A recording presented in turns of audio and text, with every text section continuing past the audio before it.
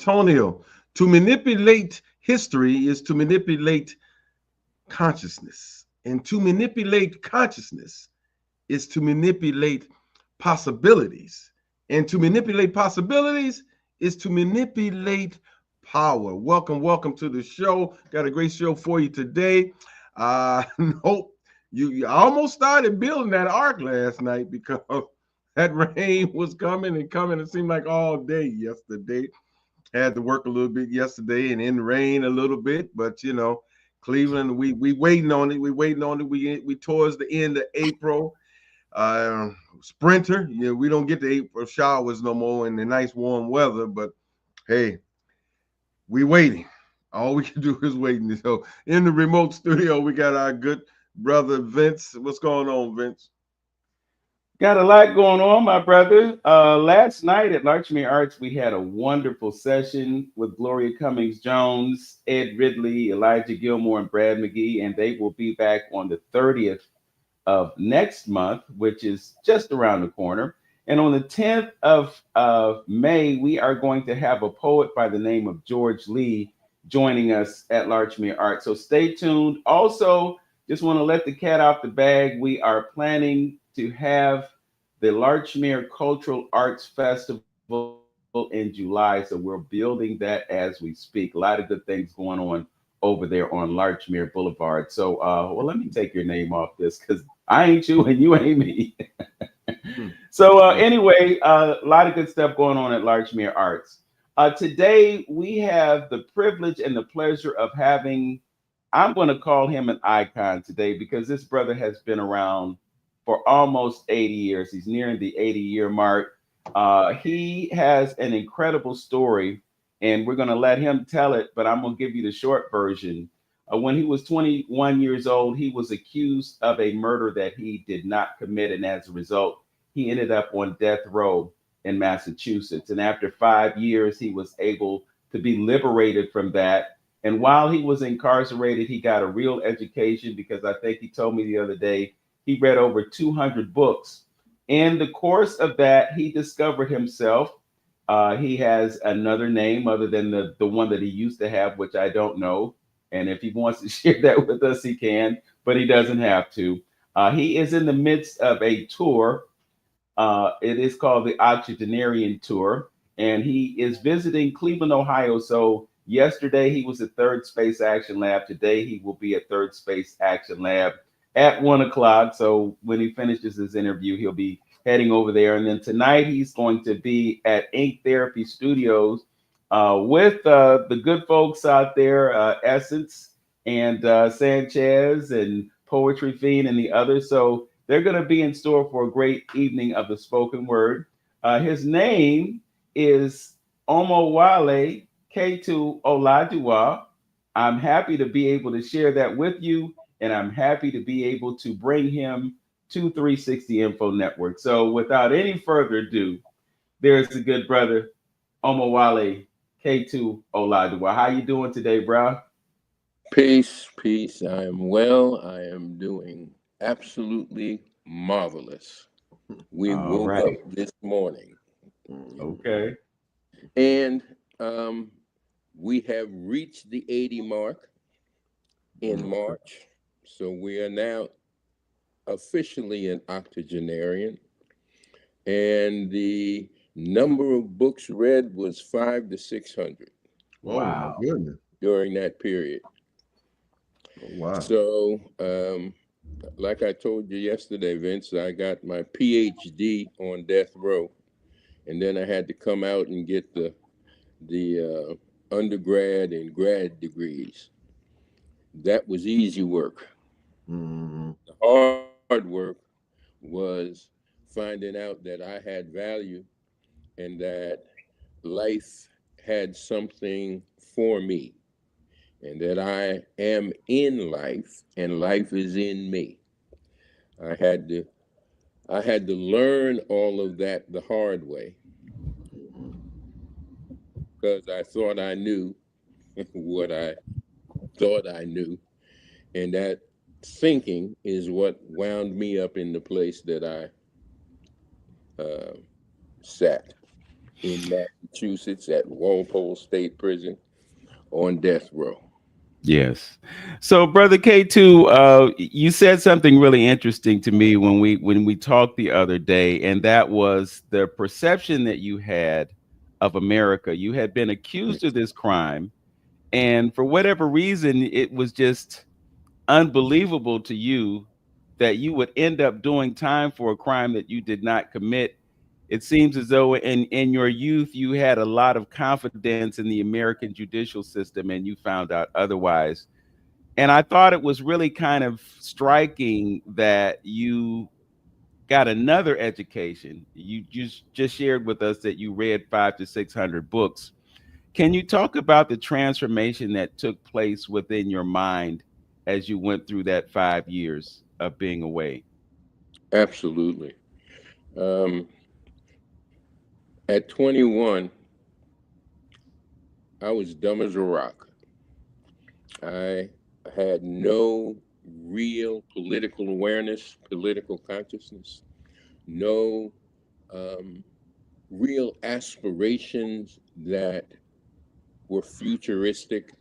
I was living day to day, hustling as best I could, and living the American dream, whatever that was. What it was for me um, was those thoughts that had been implanted into my head by the institutions that I had grown up with: school, the church, the little bit of churching that I did, um, the social environment that I was raised in. Um, and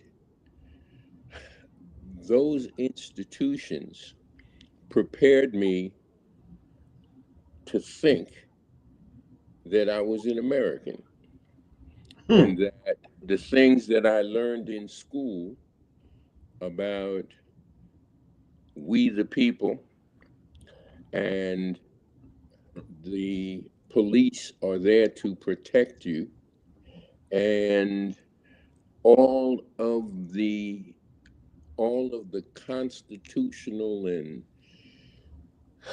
environmental education that I received as a young person prepared me to sit in the police station and submit to submit to a lie, to admit that I had done something that I did not do so that I could get out from under the pressure of 36 hours of interrogation, another 12 hours after a lie detector test that I was told that I failed. I began to doubt myself. And that doubting self is the one that began to think of all those lies that I had been told. And so I agreed to give them a confession that they dictated, believing that when the police investigated, they would certainly find out that it was not me, that innocence works until you're proven guilty. All of that's a lie. And I learned the hard way that I was dumb as a rock, that I really didn't know anything. Looking back on my 21-year-old self and the 21 years that preceded that, I understand now that the control that I thought I had was misplaced. My life was under the control of my ancestors. And it was my ancestors who gave me that time out that I needed so that I could take a good look at me, so that I could see myself, so that I could see myself in context, in the context that I was raised, in the home that I was raised. I'm a foster child. I was raised in a foster home. Um, my foster mother was 67 years old when she took me in. She was 100 when she left. I was 33.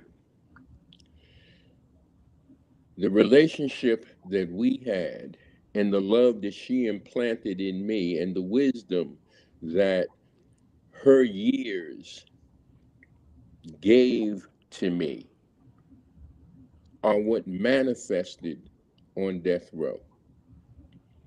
That's what began to move me to understand who I was and where I'd come from. Those lessons are the lessons that are still unfolding at 80 years old. So the transformation that took place was from a material consciousness, one that believed that the fast cars and the big butt women and the money, that those were the things that were important. I learned that what was important is inside of me, was already inside of me, and that I had to bring it forth using the intelligence I'd been given, the light that was in me, and the power of my mind. So I was free before I walked off death row. I was free by 1968. I went in 66, August. No, July. I got out in August. July 12th, I was arrested.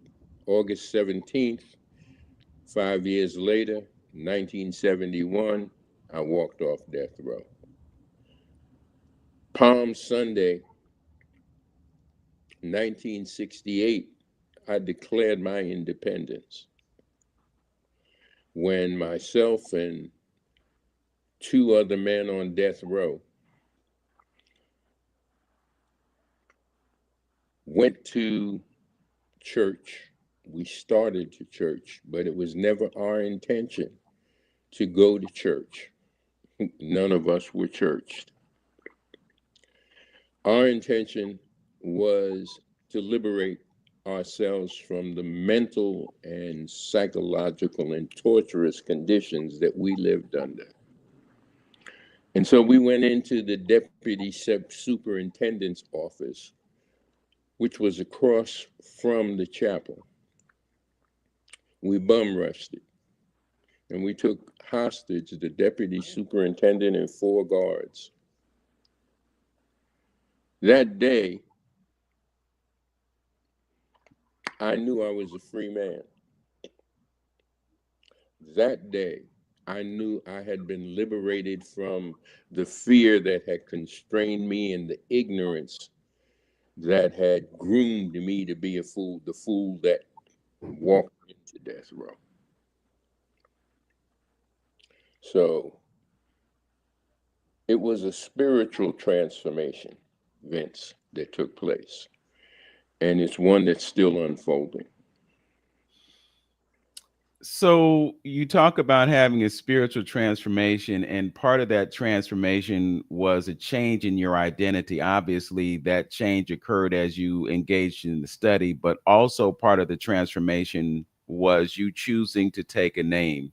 So if you could share with the listening audience your name and what your name means. Alafin Omowale Ketu Oladuwa.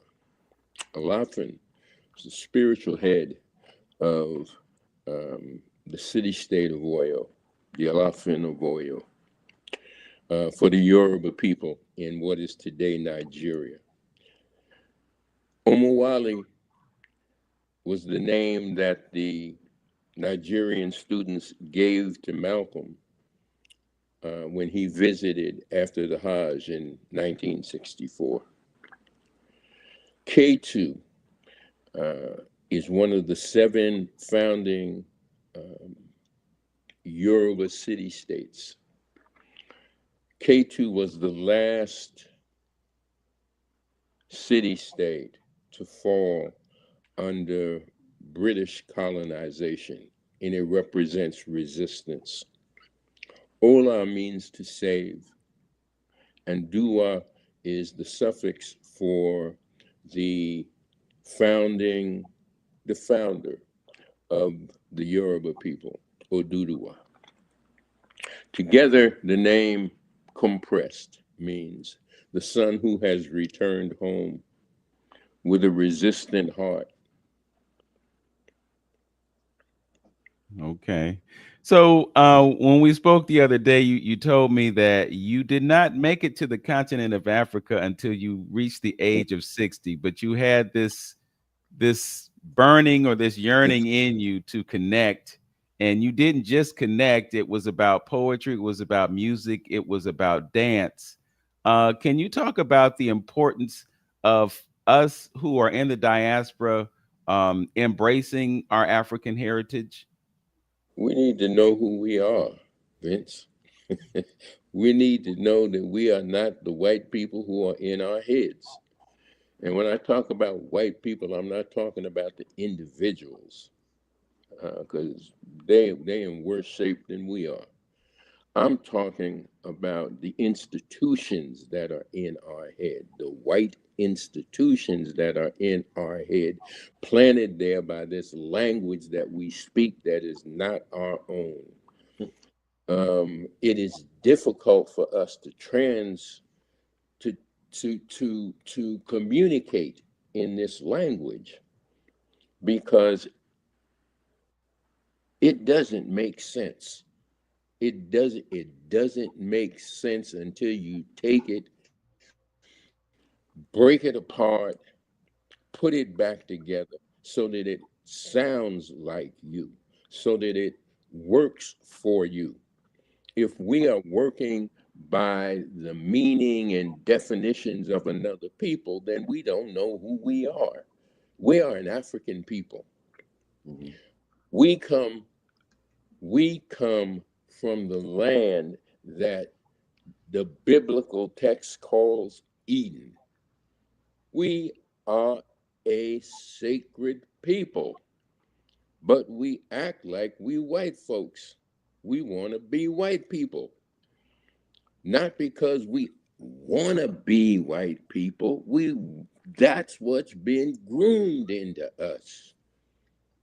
Until we throw off the colonizer's mind, we can't be who we are. We must find a way to connect with Africa, not the not the idea of Africa that we have, but with the reality that is Africa. If you want to feel that today, don't go to Nigeria, don't go to Kenya, don't even go to South Africa. Go to the Sahel, go to Burkina Faso, go to Niger, go to Mali, go where there are people who have taken back their lands. Go where there are people who have taken back their language, who believe in their people and are relying on their people, not on the governments. There's 46 nations in Africa, and none of them were comprised or composed or constructed by us. That's the work of the colonizer. We sit here in 48 states. These 48 states were constructed by the pillagers They were constructed by the people who murdered, genocided a nation, who genocided the Native Americans who were here. And yes, we were here too. We are some of that Native American blood. Yes, we were here. I'm not even going, we were here. That's us. But everybody in the world comes from Eden. We all come from Africa. We got to go back past Kemet. We're 2,000 years into history now, but we got to go back 3,000 years before they begin recording it. They, not us, they begin recording it. But we got to go back another 7,000 years to the Natufians. We got to get clear on who we are. Until we do that, we simply gonna be slaves in Western dress. We have to free ourselves from Western mindset. If you haven't read Urugu, read Urugu. It's a hard read. It's a difficult read. It is. Because you see yourself and you can't avoid it. Read Urugu. If you want to, if you read novels, read 2,000 Seasons by Ayikweoma. It's a poetic work that gives you a sweep of history. See, when we talk about our enslavement, we talk about these Europeans, but we don't look. Before the Europeans, there was the Arabs. Before the Arabs, there was the Greeks and the Romans. Before them, there was the Persians and the Hittites. We got to be clear about who we are. Dr. Clark told us we ain't got no friends. We have been under attack for the last 10,000 years. We got to be clear about who we are and what we want in the world. If you ask us, what do we want? We can't tell you because we don't know. We think we're individuals.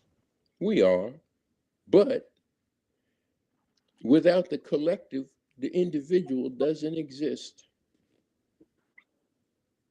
Our bodies are made up of trillions and trillions of cells, each one knowing what its job is, what its work is, each cell. But all those cells work together. That's who we are. For the last couple of days, I've been sitting with a good man who sits out on his porch with a fly swatter and swats the flies. What makes us better than the fly? What makes us better than the cockroach? What makes us different from the tree? We believe that we all that. We ain't all that. We just a part of all that is. That's the spirit. We be talking about God, but we don't know what we be talking about. We just be talking off the top of our heads, opening our mouths and letting somebody else's voice come out. You're talking about God, you're talking about yourself. You a piece of this. We got to be clear. And clarity doesn't come from the mind. Clarity comes from this vessel that we are, this sacred vessel, this temple. Our give and take with the environment and with all our relations in the environment. feeds that energy, those sensations feed our brain. The interpretations that we come up with are the culture that we've been bred into. And we think that we can think our way out of the mess that we are in. That's delusional. We have to move out of the delusion and into the reality. What I saw last night, what I felt last night, a woman's vision coming into play, coming into being. That felt right. If it don't feel right, what your mama tell you? If it don't feel right, don't do it, fool. We got to be clear. The ancestors have held me my whole life. Let me be dumb for 21 years. Put me in a place where I had to see myself. And then turn me loose to see what I would do. And have guided me along the way. The me that I talk about is simply my ancestors. I understand I am the fulfillment to this day of who they are and what they intend. I'm not ego tripping. I'm on this tour so that I can find human beings who got some sense and make the connections, plant the seeds, and turn it over to the young people who got some sense, who can think past the illusion and delusions that are set before us. That meeting that I was at yesterday was highly disturbing at Third Space, talking about circle something, university circle. I've been sitting in those meetings for the last 50 years and they ain't never produced nothing but some rich us. Why we keep doing that? Why we have to ask ourselves the questions. Why do we keep acting like we acting? Because we're programmed. You have to break the programming. And it's painful. Death row was painful. It's hard looking at yourself and seeing something that you don't like.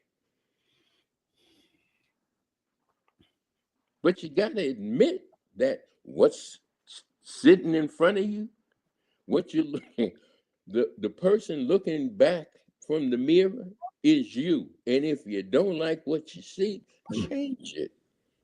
Brother Ketu, I want to give some context to what you're talking about, just so that the listening audience knows.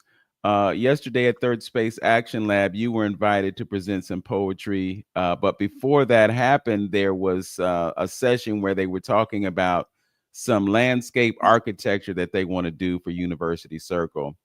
The question was asked, what is University Circle? What is the area that it comprises in the city of Cleveland? And there are a few different opinions, but I can tell you that University Circle covers a much larger area than many might think, because it's more than just Euclid Avenue over there in the vicinity of Case Western Reserve University. It actually comprises an area that includes the Cleveland Clinic's domain, and different parts of Glenville and Huff. So it's an expansive area. University Circle Incorporated has brought in an architectural firm to do some planning. And they had a session yesterday where they were asking for input from people who were there, who many of whom are residents in that area, and perhaps some who used to be residents and have moved away.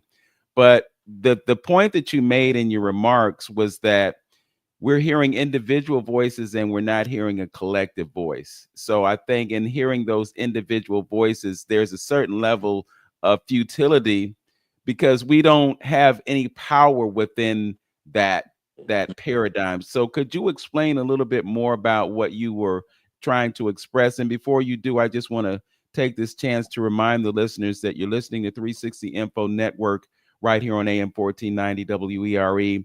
Our guest today is Alafin Omowale Ketu Oladuwa. He is a poet from Fort Wayne, Indiana, and he's doing an octogenarian tour, and it is including several days here in Cleveland, Ohio. You will have an opportunity to hear his poetry today at Third Space Action Lab at 1 o'clock, and you will also be able to hear him tonight at Ink Therapy out at 25780 Miles Road. So with that, could you give some context to your comments related to the collective voices versus the individual voice when it comes to those kinds of sessions that we attended yesterday? Yes, the brothers and sisters there were talking to the architects about what would make the space better for them and for their community. The understanding that the plan is already in place and that the people who are talking to you were only the agents of the people who control the purse strings and the design, that never entered the picture. It never dawned on our people that their individual voices doesn't mean anything. That was just a dog and pony show. That's what we call it in Fort Wayne when that type of thing happens. It's a dog and pony show. They're just there to fulfill their obligation to talk to the community about what the community wants. But it's already in place. The collective voice is what's needed. The collective voice was in the room. You had the elders, you had the youth. The youth had invited the elders into the space. The people at Third Space are young folk. They're doing the work. They've connected with the community. Yet everybody there is acting either individually or corporately. We have to understand what a collective is. A collective isn't one person leading, that's a corporation. A collective is the people sitting down at the table, ironing out their differences of opinion and perspective, having the conversation about what needs to be done, and then allowing collective voice to emerge. It's the collective voice that needs to be heard and followed, not a leader. We've had enough leaders. You pick off leaders. That's easy. They've done that throughout history. We need the collective voice to emerge so that the people can buy in. What's happening at University Circle is a done deal. Let me give you an example from where I live in Fort Wayne. In 2023, the county determined that it was going to build a $300 million jail. He's gonna say prison. Yes, but it's a prison, but it's a jail. Okay, they call it a jail. They came out to the community. They came out to the community to hear the community's voice. There was pushback from black folk, from white folk, from brown folk, from yellow folk, and from red folk. But it was already a done deal. Mm-hmm. For 18 months, we pushed back, myself and a former libertarian worked up a plan that would have reduced the population in the jail, and that's why they were coming up with this plan, because the they had been sued and found wanting and were under federal mandate, state federal court mandate to reduce the population in the jail. We came up with a plan that was community centered in the social agencies that serve the community, that would have built a $30 million facility, health facility for the people who are the most wanting in the jail. Folks with rehab problems and mental problems. We could have reduced that with programming through the agencies that already exist. We put it on the table for them. Every place we went, in every part of the criminal justice system where we went to talk to them, we were told that the plan makes eminent sense. It looks good. But the but was everybody's operating out of their silos and nobody wants to give up power, authority, and budget. Money. And so, right now in Fort Wayne, as the weather breaks, they are laying the foundation for a $300 million facility. They had it intended from the beginning. That's what we continue to do. We're still operating with a civil rights mentality. We never moved from civil rights to black power. We never made the move. We got bought out by thinking that we were Americans. But that's the same thing that I thought when I went to jail. Oh man. History recycles. It's a spiral. It's not a straight line. White folks think in straight lines. Mm-hmm. We think in spirals. We understand the world in spirals. We are caught in a post-reconstruction moment right now. I'm glad you mentioned that. This is the opening for us.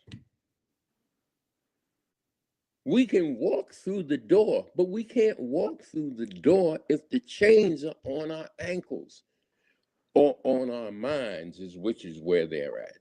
Mm. We have to free the mind so the ass can follow.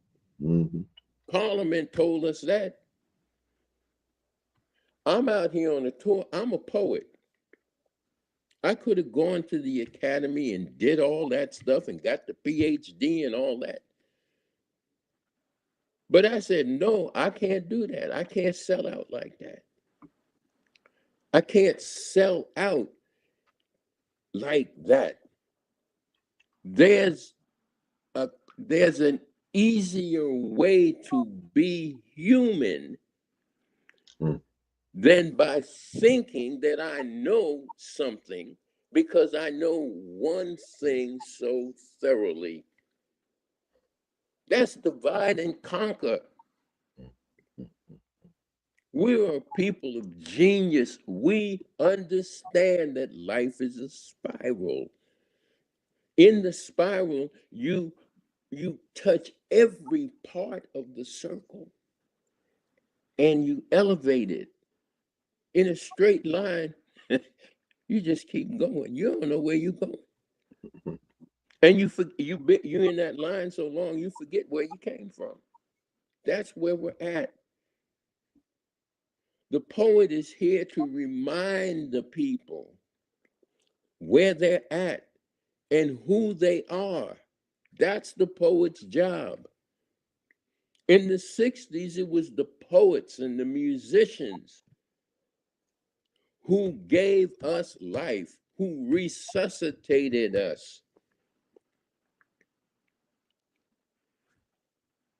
We're in that time again, people. Mhm. Brother Well, Antonio, you've been listening, you've been nodding. His words have been resonating with you. I'm sure mhm. you have some observations, questions, comments that you'd like to make based on what brother has shared with us. Absolutely. First of all, I appreciate you, brother. And like you said, there's no accidents. I think you came on the show to really revalidate some stuff to me, because some of the stuff that you were saying, I was just writing last night. That's why I'm tripping. Last night, I just was saying some things, and you mentioned some of these panels and town hall meetings and stuff. I say the same thing. You're going in there, you're talking in circles, and basically my conclusion is that until you change this right here, all you're doing is just talking.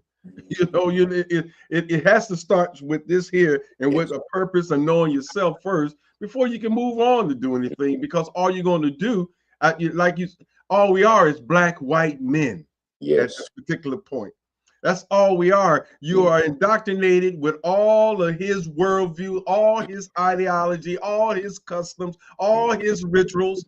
So you can't possibly be a black person at this particular time. Right. You have to understand that. And I'm gonna say something that's gonna hurt a few people, because you're actually right. Yes, we know we was here. We know we are part of the Native American community. Matter of fact, we was here and taught them.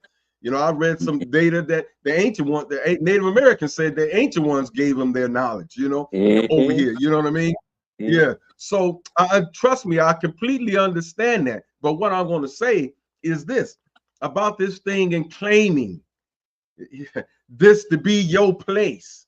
I know we built it. I had to, preface that with that. I understand all that. Trust me, I know we built this country. I know it's ours. We inherit, we should have it. But at the same time, if you claim in yourself to be something or being a nation of something, you got to take on all what that Right. is, being American. So if you truly know the history of America and you Yes, call yourself American, that's some ugly stuff out there. yes, sir. And when the rest of the world gets to know exactly how deep and ugly America has been, and you claiming yourself to be an American, you inherit all that ugliness as well by you calling yourself that. And so Mm. I'm gonna say this on TV and I mean on YouTube and this that I never claimed this country as mine. And for black folks to be going around talking about my country, our country, I look at you like, are you kidding? You've been fighting for 400 years Mm. or more Mm. to be treated as a people and human being, and all the ugliness that you went through. How can you claim something that don't want to claim you? Mm. You know what I'm saying? And yeah, our country. When it became your country. Mm. When?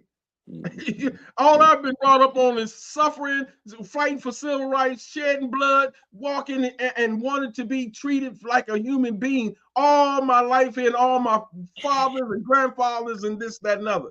So how you can claim is to talk about is your country. Your country.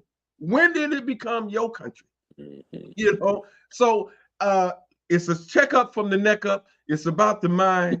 It's about this, because you have to, if you don't understand this, that you, like you just said, my good brother, all these institutions have indoctrinated you with their ideology and way of life, and it's through the language as well. When you speak the language, you're speaking their worldview.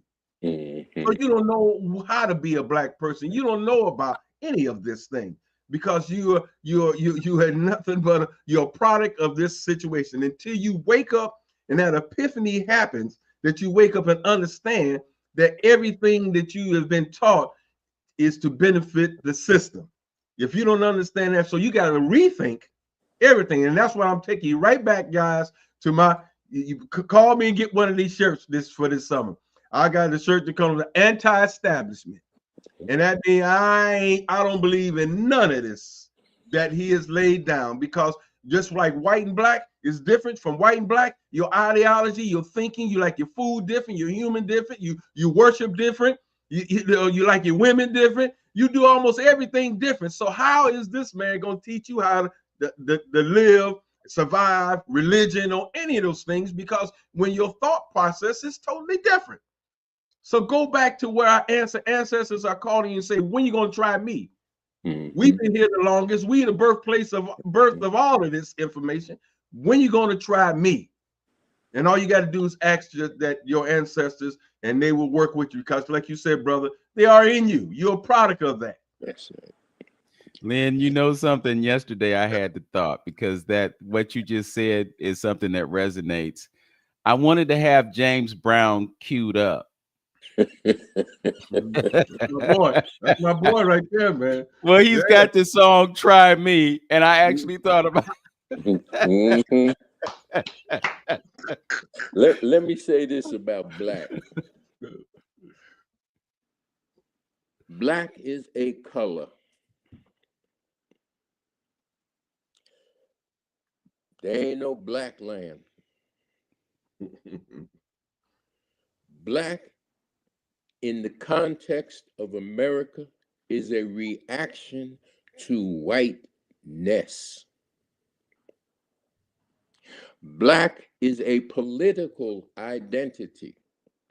If you're going to proclaim yourself to be black, then the question must be asked,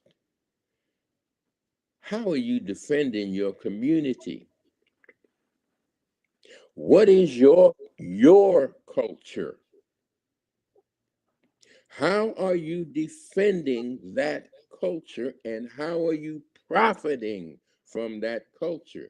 If you can't answer that question, then you need to go beyond black, back to African. And before you jump to the continent, stop off at Haiti so you can find out who you really are. Because those Haitians whipped the three mightiest nations of that century. The Spanish, the French, and the British. and the British whipped them all. So before you go to Africa, find out what's happened here in the Americas, in the Caribbean. We are not, I have a dream. Martin had more than a dream. Martin was planting seeds. Martin was trying to tell us what Malcolm had told us, that we are human beings, not citizens. Malcolm said, you can be born on a 747, but that don't make you an airplane. We got to be clear. Africa is home. We are all over the world. How we get there? How did we get to be everywhere that there's people? How did we get there? Because we was the first ones there. Africa is home. But you have to Africanize your mind. What's that mean? That means you got to crack a book. You got to do some study. You got to be serious. You have to do the work. There's a whole, listen, there's 1,000 PhDs on YouTube alone. You can get the fundamentals on YouTube, but you got to go crack a book because reading changes the way you think. I have 8 books. The first was written kinda in the traditional English. The 8th, ain't no way you can read it like you read the newspaper or anything else. You have to stop. It's written phonetically. You must stop and engage the sound that came into your body. You must hear your own voice. Poetry operates on the basis of sound, not interpretation. Interpretation happens in the school, in the classroom. That ain't poetry. Poetry is what I'm doing right now. This is poetry. It's me being embodied in the sound that's coming out of my face. If you ask me what I said, I probably won't be able to tell you because I'm not owning it. I'm allowing it to come through. All right, brother. That's the conversation we have to have with one another. That's how we have to talk to one another.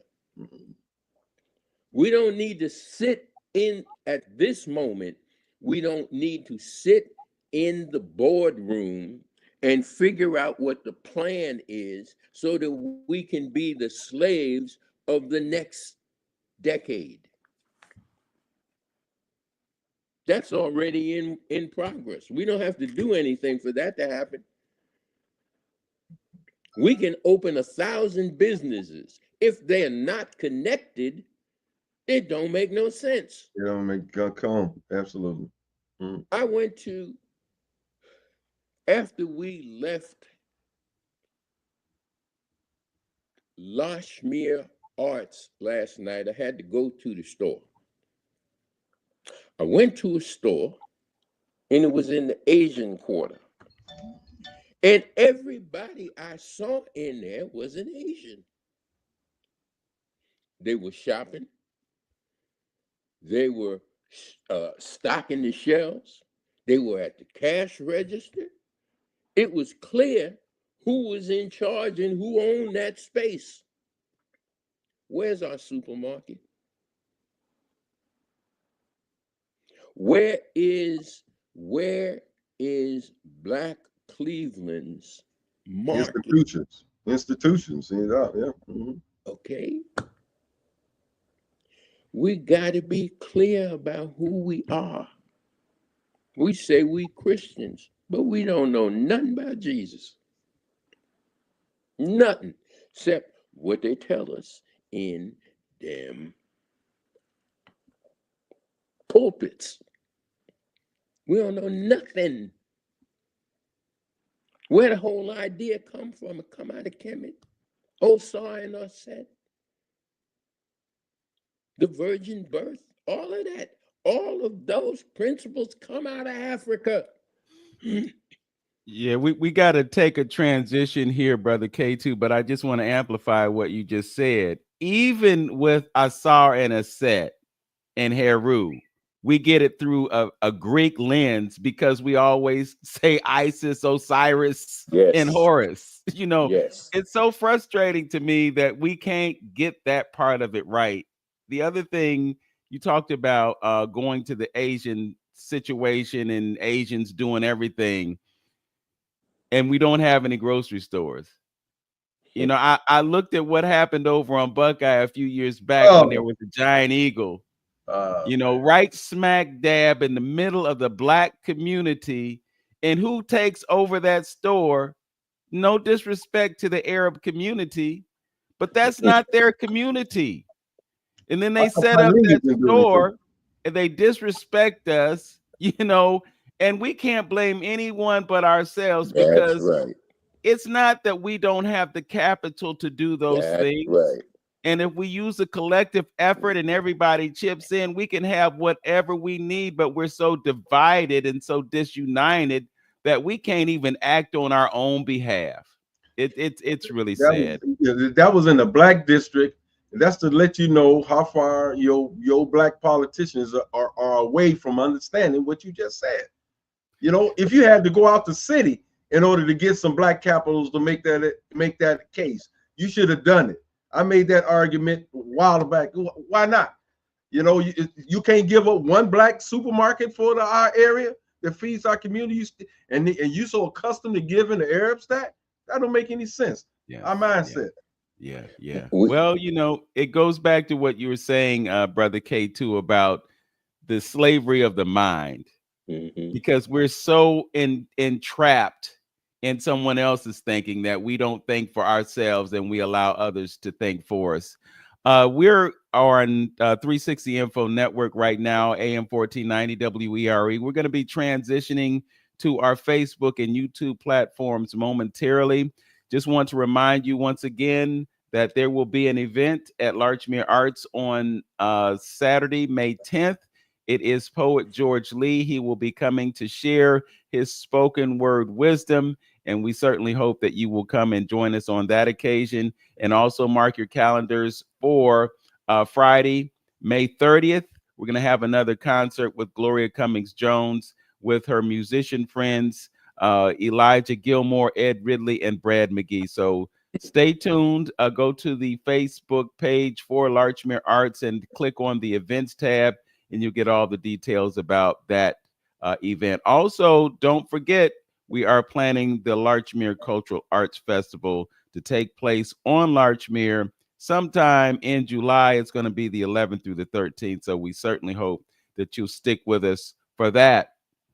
I just want to go ahead and give big ups to our brother Anthony Tone Harley in the studios out there in Independence. He makes it possible for us to do this hybrid version of this radio program, and we definitely appreciate his efforts in that regard. As always, know yourself, love yourself, be yourself, make today a great day. And don't forget, go to the journey with Antonio. Go to Vince Robinson on YouTube, like, comment, and subscribe to our channels and move us forward. Until then, peace, everyone. Peace. Peace. All right. It is 12 o'clock noon, and we are now live on Facebook and YouTube. We are with Alafine Omowale, Ketu Oladuwa. He is from Fort Wayne, Indiana. He is a poet who poets. Brother K2, we did not get a full understanding of all the things that you did because, or have done, because the first part of the story is what happened when you were on death row. But I think what's more significant is what you accomplished after you exited that facility. You mentioned that you read 500 to 600 books while you were incarcerated, and then after incarceration, you got a couple of more degrees, and then you use those degrees to further your mission to raise consciousness, not just in Fort Wayne, Indiana, or in Massachusetts, or wherever you were. We may have mentioned this, but I will repeat it. You took a 48 state tour of America on a motorcycle at the age of 70. If that does not scream motivation to share a message, I don't know what does. So talk to us about some of the things that you have accomplished post exiting that institution. Wow. Well, the first significant thing that I accomplished was getting married and having 2 children. That was the first significant thing that I accomplished. While I was in that marriage, I got my bachelor's degree from Fordham University in theater and psychology, and then got a master's degree in journalism. Worked for about 16 years in journalism in Fort Wayne, Indiana. I'm originally from Elmsford, New York, about 20 miles north of New York City. Um, and um, after the degree, no, before the degree, I began working with young people in Rockland County, New York, um, with the program that was then called ROCAC, Rockland Community Action Council. Anybody who's in their 70s and 80s remembers the anti-poverty programs. Um, ROCAC was one of those, and I began working with young people then, just out of prison. We ran a youth center in Nyack, New York. Did some work um, with an itinerant group of poets out of New York City. We traveled up and down the East Coast, uh, spitting fire. Did some work with Goddard College up in Plainfield, Vermont, and we worked in Mount Bayou, Mississippi, setting up educational programs there. Um, then I went on and got my master's degree at Medill School of Journalism at Northwestern. Came out and went to work for a Knight Ridder newspaper, and 3 months after I was there, I understood that that was the wrong place for me to be, because writing about writing about snakes crawling down sewers and little old ladies falling out of chairs was not where I was coming from.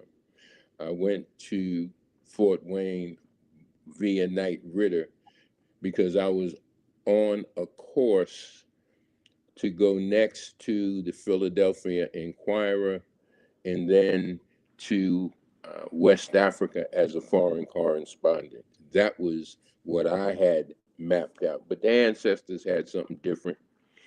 And 3 months in, I understood that that was not the place to be. I did about a year there and walked out of there and into a black newspaper in Fort Wayne called Frost Illustrated. It was then a social sheet, covered all the social news, the cotillions and the church news and the what. Um, I took my training at Medill and turned Frost into an actual newspaper, one that was followed by all the politicians in town because we advocated for the community. Um, this nonsense about uh, being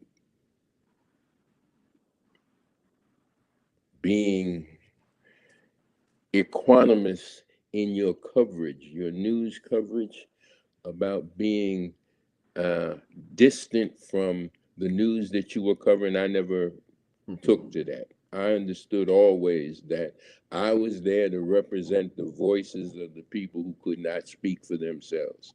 I had been allowed the education or bona fides to speak, and so I spoke.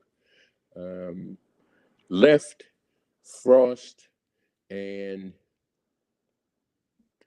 in 1999 formed a West African drum and dance ensemble called the Three Rivers Djembe Ensemble. That is the most rewarding work I have done in my life. We began with 13 young people and expanded through 3 generations of young people, teaching them the traditional values and practice of being familial of what it means to be a family member and how to act collectively in community to make an impression. We did that in Fort Wayne, and those young people are still doing that today in their own rights, in their own lives. Um, Moved from that work to turning 60. While in that work, I turned 60 and traveled to West Africa. That's where that's where the theory engaged the practice. The practice that I was doing was theoretically based because I hadn't been there. When I got there, I understood what I was doing and what I had prepared for. For 30 days, I was there for 2 months initially. For 30 days, the brothers and the sisters there called me Fote. Fote means stranger because I was an American. I had to demonstrate to them who I was. I had to prove that I was an African, not just say it, I had to be it. And that's what showed up. And after a month, I was a family member. So being clear, when I say being clear, that's what I'm talking about. I'm not talking about the idea of things, that's thinking. If it's thinking, it's coming from the West. It's coming through your indoctrination. You can read the books, but until you have the experience, you're still operating out of slave mindset. Mm-hmm. So with the work of the ensemble at 60, fear began to really leave. I grew up in fear. From the first 21 years of my life, I was afraid. What was I afraid of? I was afraid of people because I didn't have the same background as other people. I always wanted to fit, but I never fit. And so that fear stayed with me.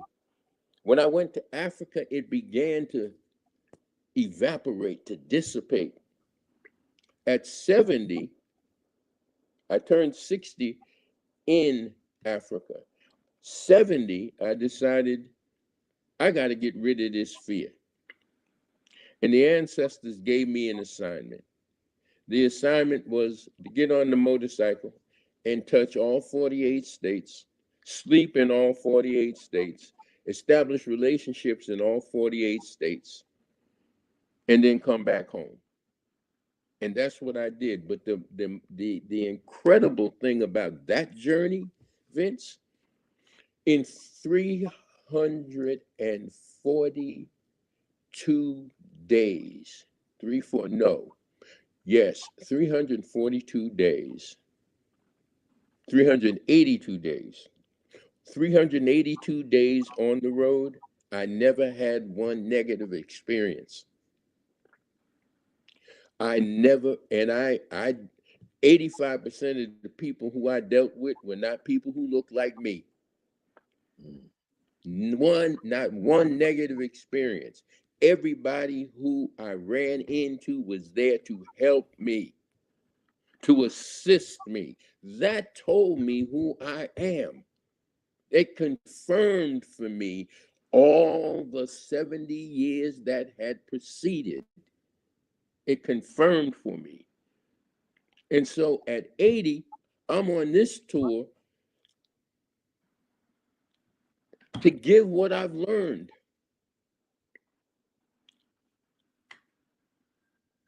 I'm a simple person.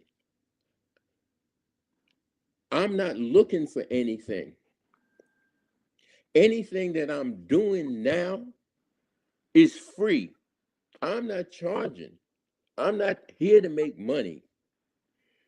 Money ain't never been an issue. Money comes. Money is just an object. It comes.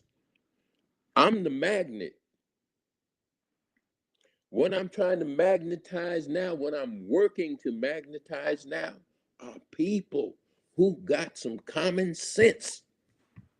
People who understand that the collective is the strongest, most vital part of the individual, and the individual is the most vital and strongest part of the collective, not the corporation, not the business, the collective, the family. Another word for collective is family. Ain't got to be blood. First, we spirit before we blood. We know who we are before we come here. We come here to relearn who we are so that we can project forward. My teachers tell me the purpose of life is to have a good death. That good death is not carrying any unseemly karma into the next generation, into your next generation. That made sense to me. That hit home. That's what I'm doing.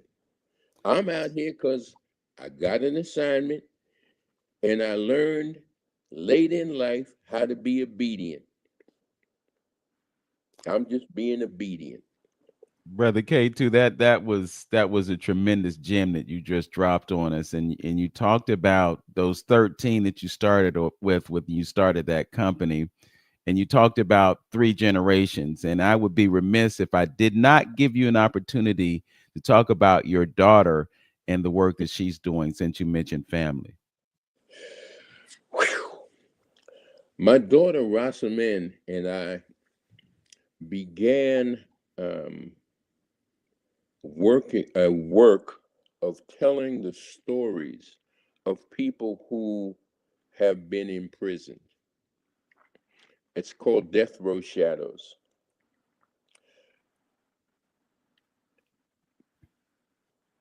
Our strongest, most vital forces are sitting behind bars.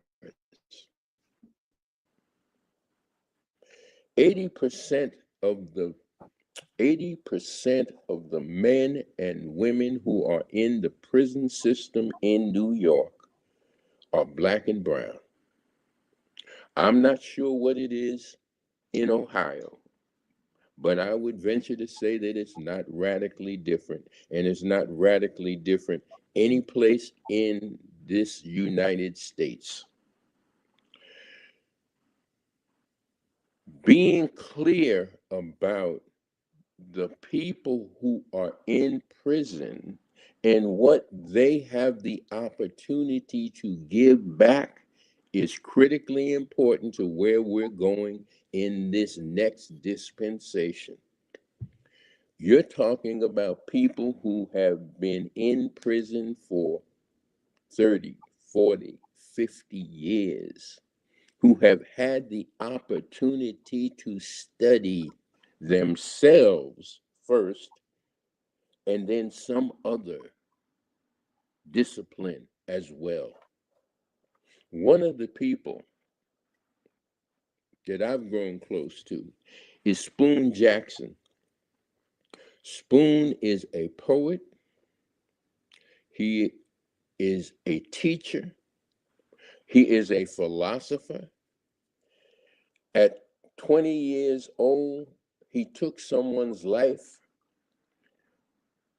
He's now going on his 50th year in prison.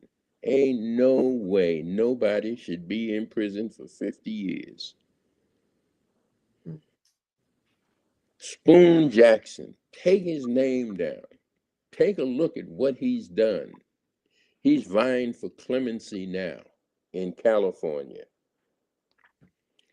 Spoon is somebody who is well worth your time on this broadcast. He would oh my, he would illuminate minds. He would truly illuminate minds on what does it mean to be a human being. That's the question that we face as a people. What does it mean to be a human being? Now, what does it mean to be black? That's political. We can figure that out. We can work that through. Not what does it mean to be an American, because that's a lie. You ain't that. You ain't never going to be that. Not here. What does it mean to be a human being? What does it mean to be in alignment with the earth and the natural environment?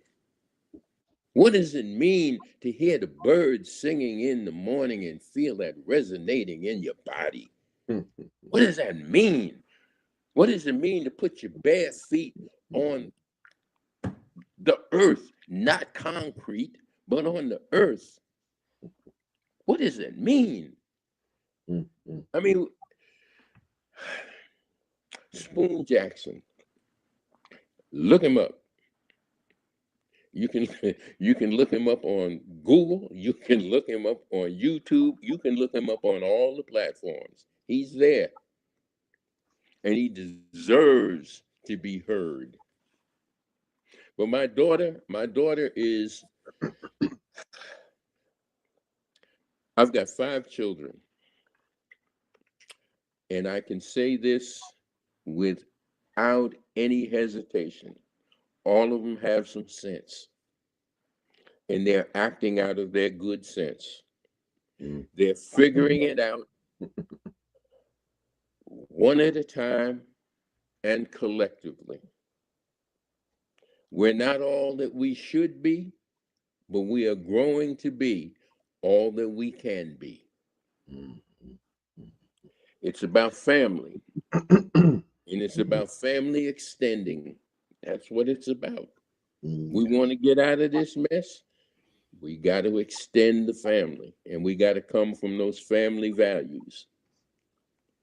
You're absolutely correct about that. You know, I'm reminded of some remarks that George Fraser made that I don't necessarily know that they've gone viral, but they have been shared online in social media, and it was just basically about the marriage rate in the Black community. You know, at one point we had one of the highest rates of marriage. And then the 60s and the 70s rolled around and we saw a destruction of Black family. And now we got sisters out there talking about, I don't need no man. And then we'll procure the services of a brother to create a child. Yes. And then abandon the relationship and demonize the father.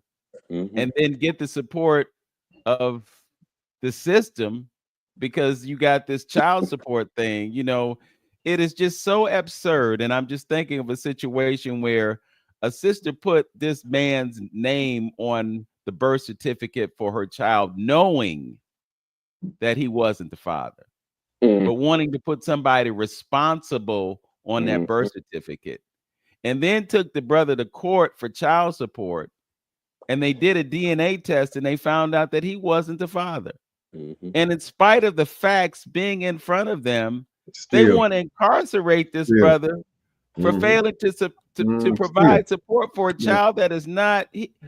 And we want, like you said, we want to call ourselves Americans and embrace everything that this country stands for. Brother Ketu, I relate so much to what you said about that naivete, because I grew up in a military family, going to the library, studying America, and seeing all this stuff about America leads the world and this and that, and just growing up with a certain sense of pride because I'm here in this country and I'm seeing all these things.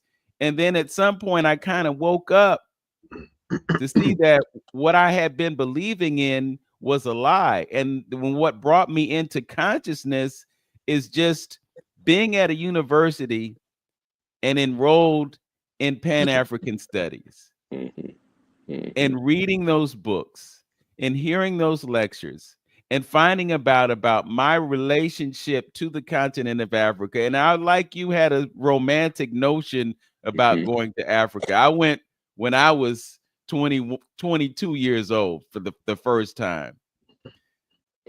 Okay. When I turned 30, close to 30, I went back the second time. I went to Egypt. The first time I went to Israel.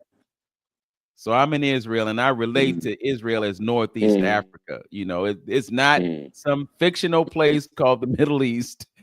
It is Northeast Africa. I went to Cairo in Egypt in 1992, and I saw the Great Pyramid, and I was physically affected when I saw it. I got chills when I did that. But when I went to Ghana, West Africa in 2016, and I stood in the slave dungeon in Cape Coast, Ghana, that's when I really felt something. That's when the tears started to flow. That's when I felt that ultimate connection to my ancestry. That's when I walked through the door of no return from the other direction, the door of return. That was a transformative moment in my life. We talked the other day, and you talked about what it was like for you the first time you went to Africa. This is after you have assumed this identity and have been involved in the work, and then you finally get there. So could you share with the audience what that experience was for you? Looks like he might have froze. Yeah, it looks like he froze up. And we'll give him a few moments to come back to us. But Brother Lynn, I think you've thoroughly enjoyed this conversation. Anything that really strikes you about what has been shared? Oh, absolutely. I mean, he hitting on a lot of things. It's a lot of validations. And like I said, a lot of stuff that I've just written and was talking about. This whole psychic. You got to understand.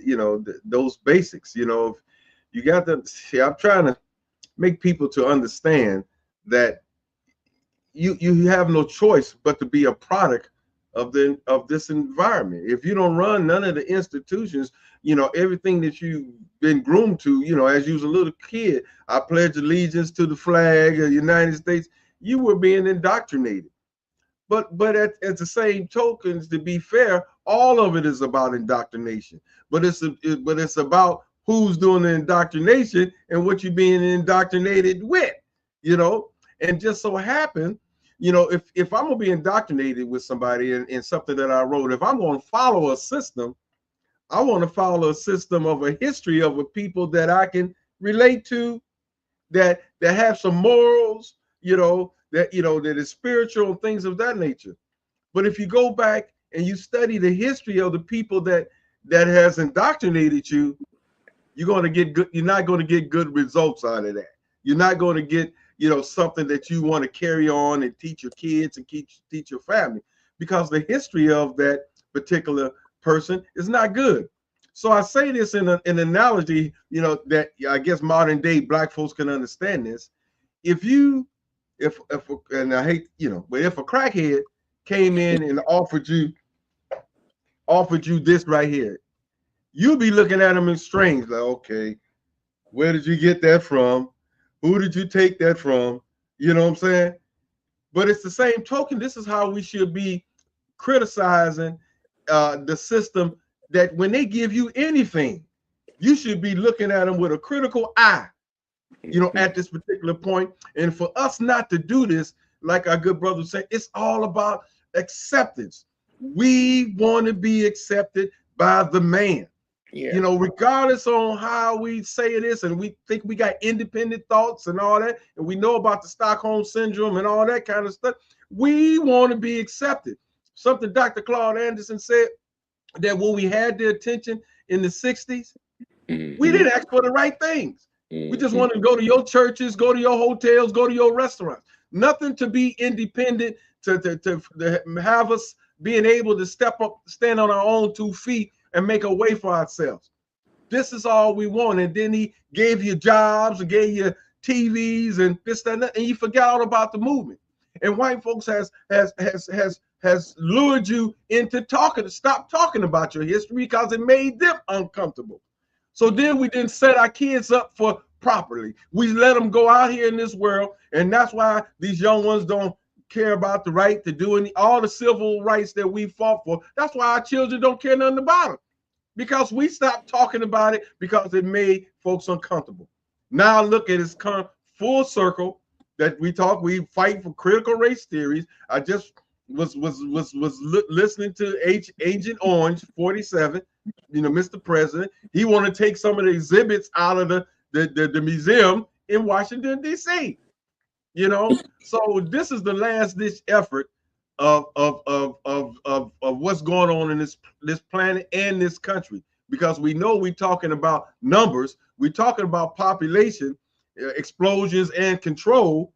So this is what this is. By I want making America great again, wanting their country back. This is Custer's last stance. If they don't take it right now and put the things in place right now in order for them to be in minority position to still be able to control things, if they don't do it right now, it's going to be ever lost. So that makes a person very dangerous at this point. And that's why our attention and our focus need to be on what we're talking about right now. Freeing yourself, freeing your mind, knowing who you are, and looking back to our ancestors to establish some of these things that we need in place in order to, as our brother said, get this collective going so we can move as a unit. And that's what that's how I look at this thing. Okay. Let me. I'm gonna have to run in a minute, Right. but let me just say this: that absolutely, but we need to be clear that with the young people are where they're at because we didn't do the work that we were supposed to do. Yes. That's Mm-hmm. why they're who they are.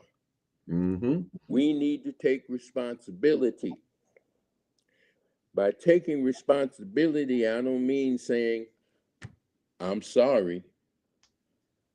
We have to do what we failed to do in the 60s, which was Mm-hmm. organize. We organized with Martin to get some laws changed. We saw that that didn't work. We saw that that didn't work, and we had to go through that pain because we didn't pay attention to history. The Mm-hmm. most powerful we have ever been in this country was after the Civil War during Reconstruction. That's when we had political power. We don't have that, and we're not getting that back, people.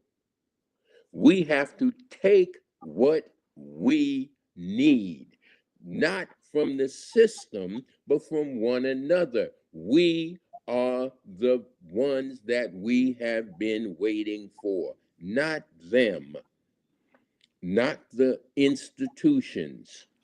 We are the ones we have been waiting for. Sweet Honey been telling us that for the last 50 years.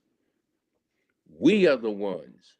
We have to teach our children where are the schools, not the schools repeating the states, whether it's Indiana, New York, Ohio, Michigan, not the state's curriculum, our curriculum. They need to come from school going to school Absolutely. so Absolutely. that they can be deprogrammed from what they were programmed during that day. During the weekends, they need to be taught who they are. They need to be taught their resistant history back to the 1500s. In this place, We have been in resistance. They need to know that because that's still in them. That anger that wells up, that's the resistance. I know that because I can testify. That's what was in me. We need to be clear with our children. We need to admit that we have not done what we were supposed to do. And we're correcting that now. We're coming into the circle, forming a collective, and doing what we're supposed to do. And we need to be, as men, we need to be real clear that all the work that gets done, the women do it. Mm-hmm. The men don't do the work, the women do the work. And so the women must be given their head. We need to understand that we're an African people, not a European people. The women lead the society. The men take care of the women and the people and the children in the society. We protect them. That's our job. We're not doing it. We need to be clear. Brothers, I would stay here and talk to you all day, but I got to go because I got to get to I Yeah. was just You got a just 1 o'clock about to appointment. Yeah. about to give you that transition, brother K2, and you grabbed the baton and you ran with it yourself. So, once again, brother K2 is going to be at Third Space Action Lab. He's scheduled to begin at 1 o'clock. So, we're going to have him make his departure. Wish him success. Look forward to having another conversation with him sometime in the near future, and perhaps catch up on how successful the octogenarian tour was. But until then, we wish you Okay. Godspeed, brother, and may you continue with the spirit of the ancestors to do the great work that you were doing, and pass that along to those who are coming behind you. Thanks for joining us today, brother. All right. Peace. Peace, my brother. Thank you, sir. All right. Mm-hmm. So there you have it, Alafine Omowale, Ketu, Oladuwa from Fort Wayne, Indiana, by way of New York. I think he said he grew up like 20 miles north of New York City before what happened to him, unfortunately. But, you know, he told me the other day that that was the ancestors' plan for him. So he got locked up. He read all those books and he came out ready to do the work. And as Yeah. you can see, Almost sound like Malcolm, huh? yeah, well, that's exactly what happened. You know, he left prison with his mind. You know, and that's what a lot of us need to do. You know, we Sit got to down. stop staring at the screens and start opening up them books. Sit You down know, for a minute. Sit down yeah, for a minute and sit still. And that's the man. That's the program of the man, is to keep you dangling that carrot, and you got to get this. Got to just look at the little short time that some black folks took advantage of during the COVID stuff. They was able to sit still for a minute and think. You know, and they start doing, hey, wait, I could do this on my own. I could do that on. I may not have to go back to work. Oh, I'm gonna do this. I'm gonna do that. It fostered some ideas. Now, could you imagine for a year or two sitting to think and to read and to educate yourself? You know what I mean, on some stuff that, I mean, not necessarily traditional knowledge, but even just being able to have some peace and some time to go within and find out who he is. I wanted to say this, and he struck up a lot of things. I mean, he just validated a lot of stuff that I appreciate it coming from somebody older than me, the elder. That's just to show, let me know that I am on the right track. You know, and I try to tell some of my friends, you know, and when he was talking about Brother Spoon, you know, as well. I'm at this point right now of wanting to know, what is this thing called life? This purpose of life. And I try to relate that to some of my friends, and you know, they would say, Lynn, you're getting old. If you ain't gonna get that boat now, or if you ain't gonna get this material something now, when you gonna have a chance to do it if you don't do it now? I'm trying to tell them that's not where I'm at right now. You know, I'm into understanding, you know, what energy did it take, or what's this energy coming from when I use my pendulum? when I can tell my mind to move this pendulum, in my thoughts? What energy is that? What transfer of energy is happening? I'm curious about that. Just the other day, I was sitting outside and just looking at the grass and the ground and things of that nature. I'm like, man, what energy is it in this earth that can take a seed and cause it to flourish? There got to be life in that thing. You know what I'm trying to say? It's life in that soil. And that soil can be transplanted somewhere and taken to your house or a plant, and you can put that same seed in that soil, and life is going to sprout from that seed. That is amazing. That's amazing. And so, when I did my presentation over at the thing, knowing the sun, the clouds, nature, I think one of the keys is, and I just wrote this last night, one of the keys of us getting back to our God consciousness is nature, is getting engrossed in nature. Like you say, some people believe God created nature. The Africans say nature, God is nature. So going back, and we had a couple shows that people talked about gardening and how that can reconnected you back to Mother Earth. That's God. That's God. So going back to nature, I think is going to be the thing that's going to give us back our God consciousness and understanding on how we operate and how we all connected to this thing called life and Mother Earth. Well, I just want to amplify what you just said. You talked about the seed. We got seeds in us, bruh. Mm-hmm. As men, we plant seeds to be cultivated and nurtured by the sisters. I mean, it's funny how it's all connected. We disconnect ourselves from nature. Well, you just said it. We are nature. I was thinking about this the other day. Each one of us is a universe. Each one of us is a universe existing within another universe. Yes. I think about this when I'm moving around. It's like, okay, I got this body. This is my vehicle, but sometimes we use vehicles. So we'll get in a vehicle and then we'll go somewhere else. So this entire planet is an organism. Okay. So you got these streets and thoroughfares. They're like veins. They're like arteries, and you've got all these units moving through these things. And then you have these rivers and currents and all of this. But the bottom line is we separate ourselves from God when God is within us, and we are magnificently created beings. We may have talked about this a little bit last week, maybe not. But I have come to the conclusion, just based on some information that came to me within the past couple of weeks, that we live on sunlight, bruh. There has to be something that is feeding us, because the things that we are ingesting, thinking that they're food, are not.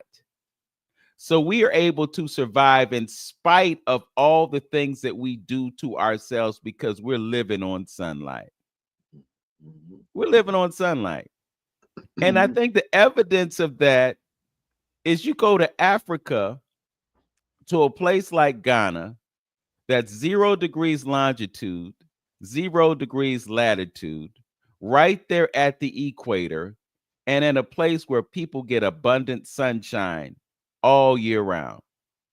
And look at the level at which they are able to operate and exist without all the maladies that we contract because we don't get sun and we eat garbage food. So the fact that they have that access to the vitamin D3, it allows them to experience a greater level of health. And then on top of that, they've got all the native plants. Lynn, can you imagine what it would be like to have a house and moringa growing in your yard, or soursop, or papaya, or mangoes, or all those things, because we're alkaline beings. and we get what we need from those fruits. That's why you got brothers like Yaki who ascribes to being fruitarian. You know, we don't get 6 to 7, 8 servings of fruit, fresh fruits and vegetables every day. You know, we'll start our day with one of the worst things that you could start your day with, and that's cereal.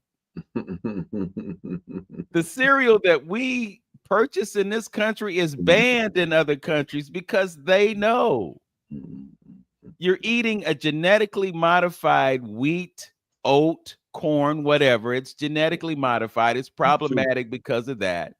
And then you look at the next ingredient, and the next ingredient is sugar. So you got a refined substance that's going to spike your blood sugar. Then you got sugar that's going to spike your blood sugar. And then you got all those chemicals and additives to make it pretty. So you think that there's fruit in it. Ain't no fruit in it. There's no fruit in it. They call it Fruit Loops. Ain't no fruit in it. You know, and this, you know, we set ourselves up for failure. I'm just thinking about Dr. Layla Ali, who used to talk about how we drink the pus, the milk. We fry the chicken embryos. You know, you see, and that's the thing. Okay, let's, you know, we talked about us thinking different. I think we all can relate to, you know, things are changing a little bit, but we can also we can all relate to the thinking, you know, that, you know, black and white is you know, our thinking is almost just as 180 degrees different. You know what I mean? What we like, how we worship, our humor, how we dance, how we dress, is you can see it. So take that same ideology or thought and put it in every institution that we involved in, you know, and you can see, and if you understand and if you click, you will see that almost everything that this man has is from his viewpoint, his knowledge, his surrounding, his worldview, and it's different from yours. So this man got you thinking crazy about breakfast, or you really don't understand what breakfast is, or breaking the fast, or what you need to do, how many meals, what's the food chart, and all that stuff. You know, he got you eating and drinking at the same time, which you don't do. You know what I'm saying? You know what I'm saying? So everything has to be revisited. That's the point I'm saying. That's why I got the anti-establishment shirt. Everything, you know, have to be revisited and revalidated and researched. You know, you just don't fall into this thing here, man. If you can't step outside of that, you will never get it. You will never get it. You will never understand it. You know, so once you do that, then that is wisdom. That is wisdom. You know, Malcolm told you a long time ago. Do you think he would ever teach your children something to help you take his foot off your throat? Come on, man. That's logic. That's simple. It's simple. Not just like, you know, and my brother Ketu was just talking about. We need to be taught after the school. You know, me and Dr. Booker T and all, and Professor, we need another school, you know, like the Jews do, to teach you the real history about who you are and what. If we can't afford those institutions to deal with reading, writing, and arithmetic, we need to have them Saturday, Sunday schools. You really teach our children who we are and what we are and what this thing is, this human being thing it consists of. And you remember when we talked about what the organs are, what the functions of the organs, how they connect to each other, and what they need to run optimally. We need to understand that and what our connection to this planet and who we are. If we don't start thinking down those tracks, we're going to be forever lost. So in closing, what I need to reevaluate and everything that you've been taught. And you have to understand it was taught to you in a mindset, in a worldview of somebody else's outlook on life and experiences. They're not yours. So relook at, you know, rethink everything that you've been taught. Yeah. it's the reprogramming that he talked about. And I want to take it to another level, because we often use the Bible as a point of reference. And once again, when you look at things from a natural or nature perspective, there is something there that isn't being shared with the masses because we've been disconnected from our relationship to it. So when we think about this idea of resurrection, we think that one person was resurrected. So because this one person was resurrected, everybody's good. And we don't think of it in personal terms because each of us has an ability to have a resurrection as well. And that's what we have to get to. We have to be looking at our resurrection, our rebirth, our being reformed, our remembering, because there are two very important questions that we have to ask ourselves as we go through this journey called life. The first question is, who am I? That's a question of identity. Who are you? And the second question is, why am I here? And when you can answer the question, who am I and why am I here, then that answers the third question, and that is, what should I be doing? Because our lives are about action. It's not about being born and just eating, sleeping, crapping, and waking up the next day. That's not life. That's just functioning. But if we ascribe to the principle of I exist for the benefit of others, and you live within that idea, then it gives you something to do. Why are there so many children out there in the streets doing crazy stuff? Because they don't have anything to do. Why? Because they don't know who they are and they don't know what they're supposed to be doing. And the same thing goes to the parent that brought them into the world that didn't have a sense of purpose. Because if that parent had a sense of purpose, when their child got out of school and came home, they'd be getting education part 2. Yep. They would have a full sense of their identity. You wouldn't have young men going out there spreading their seed and not being responsible for it, and you wouldn't have young ladies out there looking to exploit because they want to get what they want to get from that brother. We would have a clear sense of what we're supposed to be doing, but because we don't know and because we're waiting for somebody to tell us what to do, then we get caught up in a system that doesn't serve us. We didn't get to a full exploration of this idea, but he brought it up. And that's the difference between civil rights and human rights. Because when we look at what citizenship means, citizenship is something that they have in place to oppress us. If you think about that whole idea that there is a bond on each one of us that we don't even know about, and that we have value to this country just because of our lives, just because we are all corporations, because of the way they have things set up, but they don't tell us about, then we miss out on a lot of the things that we could enjoy or experience because we have the knowledge. But they keep the knowledge away from us so that they can keep us in this perpetual state of enslavement. I think about the fact that the Constitution has amendments. And the Constitution is supposed to be this perfect document, right? They did, the folks on Capitol Hill, they always, in the state houses, they always tell them Constitution this, Constitution that. Obviously, they didn't get it right. Because if they had gotten it right, you wouldn't need a 13th Amendment. You wouldn't need a 14th Amendment. You wouldn't need a 15th Amendment. But they had to make changes. And even within those changes, they left loopholes for themselves. There is an amendment that says that if you are a felon, you can be a slave. And it's in place right now. In place right now. That's the legal slavery that they tell you about. What they don't tell you about is your enslavement by virtue of you being in debt, because that debt and the control of the currency is what they have used to control you for all these years. These are the things that we need to be thinking about so that we can reverse this and empower ourselves. I saw a video earlier today, and there is a very important historical figure still alive today. I'm not gonna mention a name because folks be tripping about people and whatnot. But I will say this: the idea was that, and it just relates to the Nguzo Saba.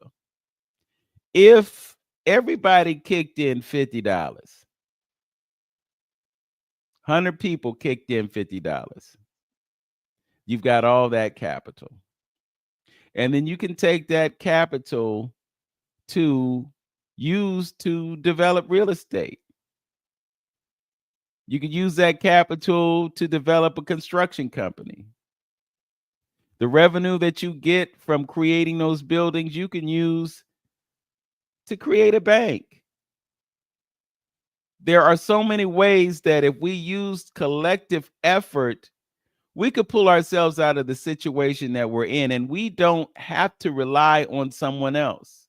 We talk about the $1.6 trillion that goes through our community, and yes, we don't have full control over it. So we kind of blow that figure up to a certain extent. But the bottom line is that we do have access to dollars, and we can do meaningful things with those dollars that will make a difference. But we have to be intentional about that. We have to set our egos aside, and we have to work together. We talked about this in the past, and I'm going to resurrect it before I let go. But I was just thinking about all these brothers and sisters who have access to capital by virtue of their place in our society. You got our brothers and sisters that have the BS, the MS, the PhDs, and belong to all these impressive organizations and have all this money flowing through their hands. And anytime we have something, where do we go? And we give the folks all that money. And if we took some of that money and invested in it in ourselves, we could have our own spot to have the gatherings that we bring everybody to put on our suits and ties and our dresses and try to impress everybody, and let everybody know how much money we making and how important we are. We could change that paradigm, but we'd have to be in agreement about that. That's what has to change. One last thing, and I don't know if I mentioned it last week, but I'm going to mention it right now. Brother Lynn, I'm an advocate for artists, and not just because I'm an artist, but because I understand the importance and the power of art. I went to Philadelphia and I looked at a portion of 4,000 murals that they have installed in that city. He mentioned something earlier today about the incarceration and the impact on the community. And I looked at one of the murals, and it's called Family Interrupted. They have QR codes on the side of a building with this mural, and you can open up the QR code and you can actually listen to somebody's voice. Okay. And one of those images was a 16-year-old boy who was locked up telling his story. Now, it may seem like a small thing, but it's a huge thing, because this young man locked up, before this, he was voiceless. But what that mural told me is that it exemplified the power of art. The city of Philadelphia has an annual budget of $19.15 million for art in their city. And 10 million of that goes to the mural project to maintain and create more murals. So they appropriate $10 million a year on that alone. And within the mural project, there's an education component and there's a social justice component. And they are seeing that these things are making a difference in that city. The not $19.15 million is only 0.3% of the city's budget. Wow. And here's another one for you. Mm. They have an African American museum in Philadelphia. We visited that museum a few Saturdays ago. The city of Philadelphia provides $800,000 a year for their African American museum. $800,000. Can you imagine what we could do with $800,000 for an African American museum in Cleveland? And this is a decision that the legislators and the administration of that city made. They're providing direct support to their African American museum. Do you know what the budget in Cleveland is for art and culture? What is it? Zero. Goose egg. Okay. Goose egg. Nothing. Nada. Zilch. Now, what they'll talk about is 1.5% a community benefit agreement on new construction. I don't know how much the Sherwin-Williams building cost, but I know it was millions of dollars. Are we seeing 1.5% from that project in anything in this city right now? I invite anyone to answer that question. I don't know the answer to it, but I really want to know. When I asked the question, what is the budget for the city of Cleveland? You know what it said? What's that? $3 million that we got from Uncle Sam in 2021. And that $3 million is being spent on the Transformative Art Fund projects that are in progress right now. All those ones, yeah. So all I'm saying is, come on, Cleveland, we got to do better. And I'll say this, and I will continue to say it. I understand public safety is the primary thing in the minds of people. I know, because we got to protect each other from ourselves. We got to call the man when we have a disagreement. I get it. I get that you get nervous when you see 5 or 6 young black men walking down the street. I get it, you know. But at the same time, we've got to be proactive instead of reactive.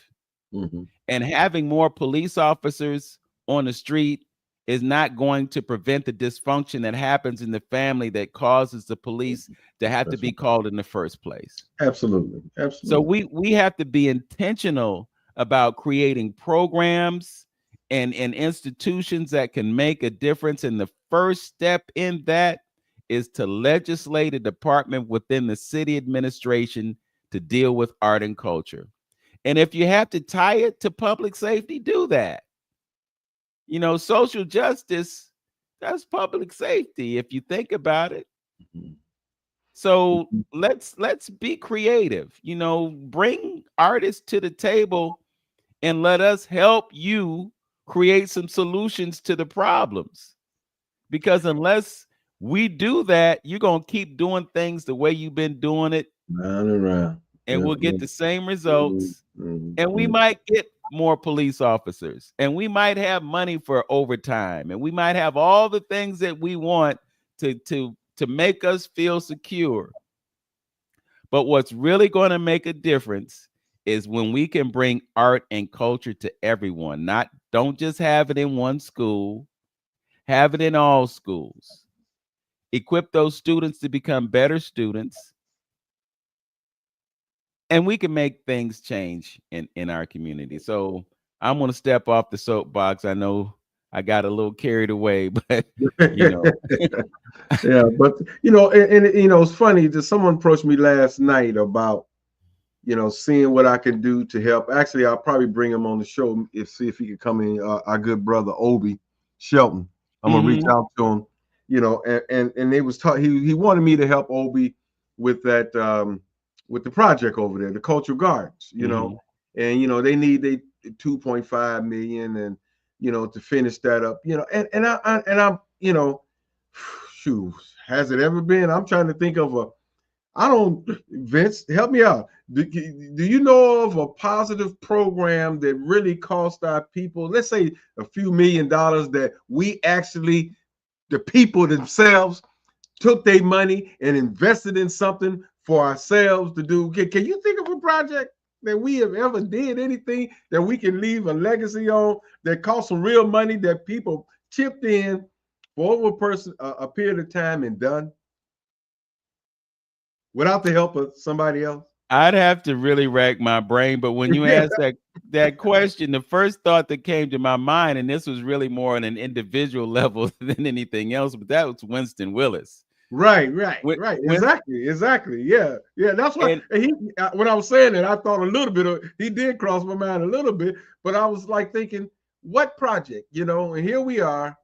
You got other people, and I know they can help from other countries like Lithuanian site, this site, that site, and things of that nature. But I was trying to think now collectively, what have we done collectively where we sacrifice, where you talked about people putting in $50 and everybody, what have we done that we can say we proud of that we did on our own?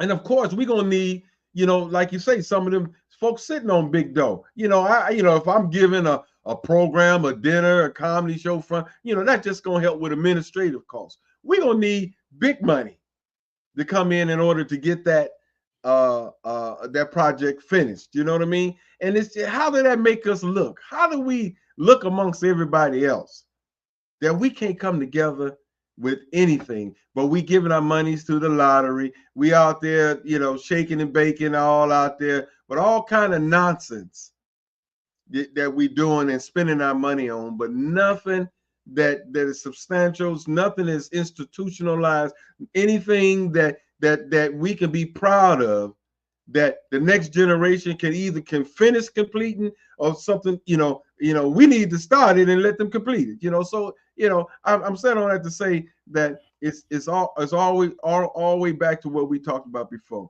early in the conversation. We need a checkup from the neck up, and to me, my approach is doing it is reaching back to our culture.